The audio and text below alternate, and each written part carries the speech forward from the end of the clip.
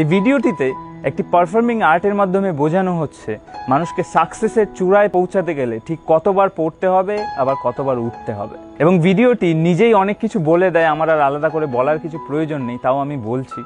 আমি যতটুকু বুঝেছি ভিডিওটি থেকে। ভিডিওটিতে দেখতে পাচ্ছ একটা লোক একটা সিঁড়ি দিয়ে ওঠার চেষ্টা করছে এবং কয়েকটা ধাপ উঠেই উনি পড়ে যাচ্ছেন, আবার উঠছেন, আবার একটা ধাপ উঠে আবার পড়ে যাচ্ছেন এবং আবার উঠছেন, ঠিক একইভাবে আবার কয়েকটা ধাপ উঠে বা একটা ধাপ উঠে আবার পড়ে যাচ্ছেন এবং এইভাবে বারবার পড়তে থাকেন এবং উঠতে থাকেন, পড়তে থাকেন আবার উঠতে থাকেন এবং পড়তে পড়তে উঠতে উঠতে উনি একটা সময় গিয়ে টপ যে সিঁড়িটা আছে সেটাই গিয়ে দাঁড়ালেন, কিন্তু দাঁড়িয়েও সেখানে দাঁড়াতে পারলেন না, উনি পড়ে গেলেন। এবং এইবার পড়ে যাওয়ার পর উনি আর আগের মতো লাফও দিতে পারছেন, ওনার লাফ দেওয়ার রেঞ্জটা দেখো ধীরে ধীরে অল্প হয়ে আসছে, কিন্তু তাও উনি হাল ছাড়েননি, তাও উনি চেষ্টা করে গেছেন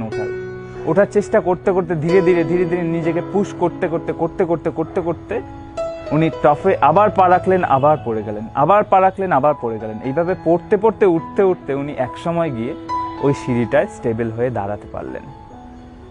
এবং আমাদের জীবনটাও ঠিক সেরকমই, এই সিঁড়ির এক একটা ধাপ আমাদের জীবনের এক একটা স্টেজ, যে স্টেজগুলোতে আমাদের বারবার পড়তে হবে, বারবার উঠতে হবে। কিন্তু বিষয়টা হচ্ছে আমরা একবার দুবার তিনবার চারবার পড়ার পর আমরা হাল ছেড়ে দিই।